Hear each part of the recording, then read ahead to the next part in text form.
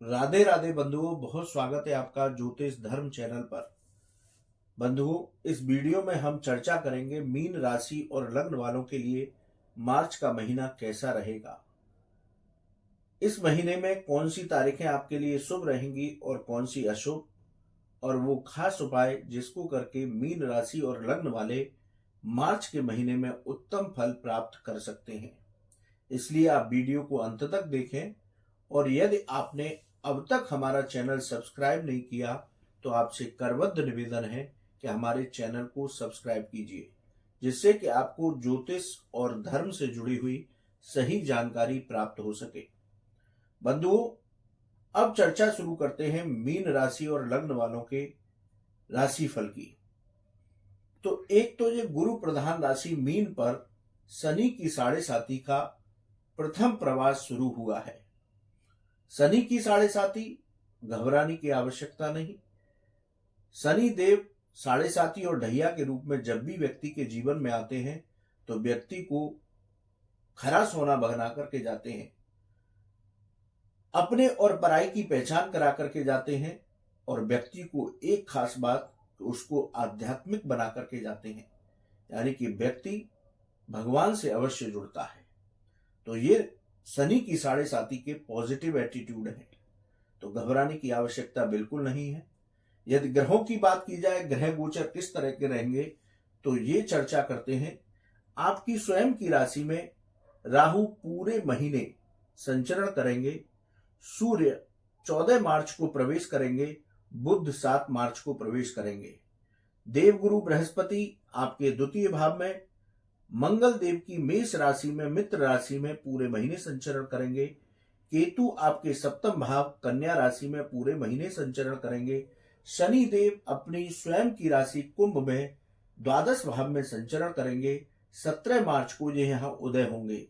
शुक्र 7 मार्च को द्वादश भाव में प्रवेश करेंगे कुंभ राशि में। मंगल 15 मार्च को कुंभ राशि में द्वादश भाव में प्रवेश करेंगे। तो पूरे महीने ग्रहों की स्थिति इस तरह से रहेगी। अब प्रत्येक भाव के अनुसार राशिफल की चर्चा करते हैं।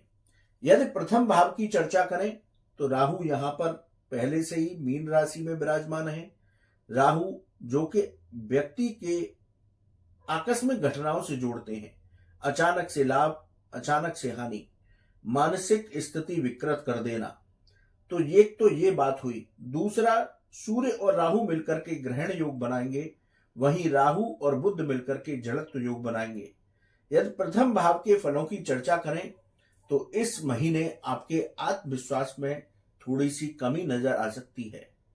आपके जो निर्णय होंगे उनमें भी कहीं ना कहीं आपको असफलता मिल सकती है।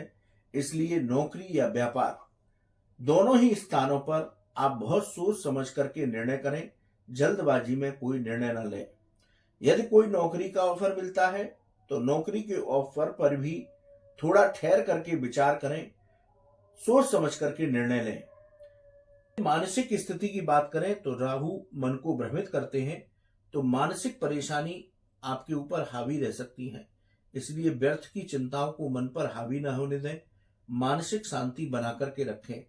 इस महीने में विशेष रूप से आप आकस्मिक खर्चों से बचकर रहें। आपके खर्चे बढ़ सकते हैं, तो मीन राशि और लग्न वालों को अपने खर्चों पर नियंत्रण रख करके चलना होगा।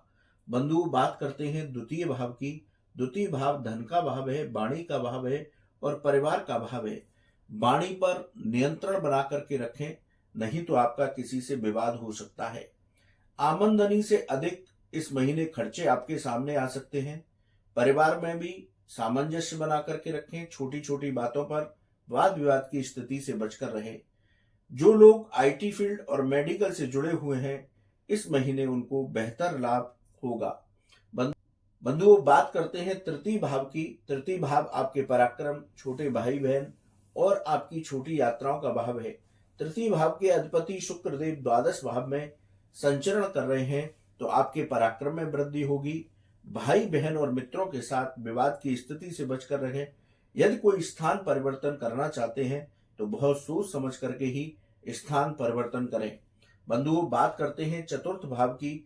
चतुर्थ भाव आपकी प्रॉपर्टी और आपकी माता से संबंधित है।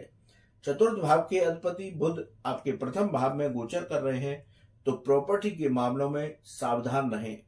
प्रॉपर्टी के मामलों में जल्दबाजी में कोई निर्णय न लें, चाहे बेच रहे हैं चाहे खरीद रहे हैं। प्रॉपर्टी लेते समय कागजों को अच्छी तरह से चेक कर लें। माता के स्वास्थ्य का ध्यान रख करके मार्च के महीने में आपको चलना होगा। बंधुओं, बात करते हैं आपके पंचम भाव की। पंचम भाव आकस्मिक धन लाभ का भाव है, विद्या का भाव है, संतान का भाव है। राहु का दृष्टि संबंध आपके पंचम भाव से है, इसलिए विद्यार्थी वर्ग का मन पढ़ाई से उचट सकता है। इसलिए विद्यार्थी वर्ग अपना मन पढ़ाई पर केंद्रित करें। स्टॉक मार्केट में यदि आप निवेश करने वाले हैं तो सोच समझ करके निर्णय लें। शेयर बाजार में जल्दबाजी में कोई भी निवेश ना करें। संतान पक्ष के साथ आपके वाद विवाद की स्थिति बन सकती है, इसलिए संतान पक्ष से सामंजस्य बना करके चलें।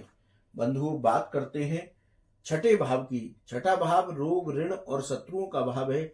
छठे भाव के अधिपति प्रथम भाव में सूर्य देव गोचर करेंगे 14 मार्च से, तो हड्डियों की समस्याएं आपको आ सकती हैं, अनिद्रा की स्थिति हो सकती है। इसलिए अपने स्वास्थ्य का विशेष रूप से ध्यान रखें। खर्चों पर नियंत्रण रख कर चलें।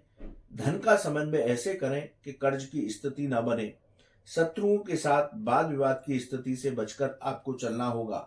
बंधुओं, बात करते हैं सप्तम भाव की, जहां कन्या राशि में केतु विराजमान रहेंगे। राहु का दृष्टि संबंध आपके सप्तम भाव से होगा। सप्तम भाव जीवन साथी का भाव है, व्यापार और व्यापारिक साझेदारियों का भाव है। इसलिए अपने जीवन साथी के साथ सामंजस्य बना करके चलें। व्यापार में जल्दबाजी में कोई निर्णय न लें। नई साझेदारी करने से इस महीने बचें तो अच्छा रहेगा। यदि आपकी कोई पार्टनरशिप पहले से चली आ रही है तो साझेदार के साथ वाद विवाद की स्थिति से बचकर चलें, वरना आपकी साझेदारी टूट सकती है। बंधुओं, बात करते हैं अष्टम भाव की। अष्टम भाव आकस्मिक घटनाओं का भाव है, रिसर्च और विदेश संबंधी मामलों में का भाव है। अष्टम भाव के फलों की चर्चा करें तो विदेश से आपको लाभ प्राप्त होगा, विदेश संबंधी मामलों में सफलता मिलेगी। रिसर्च के मामलों में आपका मन थोड़ा सा भ्रमित हो सकता है, लेकिन धीरे धीरे वहां भी सफलताएं प्राप्त होंगी। बंधुओं, बात करते हैं नवम भाव की। नवम के अधिपति मंगल देव द्वादश भाव में संचरण कर रहे हैं। नवम भाव आपका भाग्य, धार्मिक कार्यों और उच्च शिक्षा का भाव है। परिश्रम के सहयोग से ही इस महीने आपको लाभ प्राप्त होगा। आप सिर्फ भाग्य के सारे बैठ करके अपना मार्च का महीना नहीं निकाल सकते। परिश्रम करेंगे, पुरुषार्थ करेंगे, तभी आपको भाग्य का सहयोग प्राप्त होगा। उच्च शिक्षा से जुड़े हुए छात्रों को सफलताएं मिलेंगी। धार्मिक कार्यों में आपका मन लगेगा। कोई धार्मिक यात्रा आपकी इस महीने हो सकती है। बंधुओं, बात करते हैं दसम भाव की। दसम के अधिपति देवगुरु बृहस्पति आपके द्वितीय भाव में संचरण कर रहे हैं। दसम भाव आपकी आजीविका का भाव है, आपके पिता का भाव है, तो धीरे धीरे इस महीने आपको सफलताएं प्राप्त होंगी।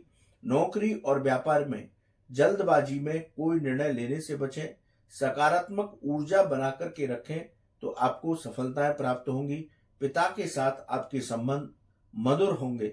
बंधुओं, बात करते हैं एकादश भाव की, लाभ भाव की। लाभ भाव के अधिपति शनि देव द्वादश भाव में गोचर कर रहे हैं, तो आर्थिक स्थिति में आपकी में ठहराव रहेगा। यानी कि कोई न विशेष हानि के संकेत मिल रहे हैं, न विशेष धन प्राप्ति के संकेत मिल रहे हैं। जिस तरह से आपकी धन का आगमन चला आ रहा है उसी तरह से सामान्य रूप से बना रहेगा, लेकिन आय के साथ व्यय भी बना है, तो इसलिए अपने खर्चों पर नियंत्रण रख करके चलें। साढ़े की साढ़े साथी भी चल रही है, इसलिए अपने धन का समन्वय बहुत अच्छे से करके चलना होगा। बंधुओं, बात करते हैं द्वादश भाव की। द्वादश भाव में शनिदेव स्वयं विराजमान है अपनी राशि में। शुक्र और मंगल की भी युति यहाँ पर हो रही है। ये भाव, द्वादश भाव खर्चों का भाव है, कोर्ट कचहरी और विदेश संबंधी मामलों का भाव है।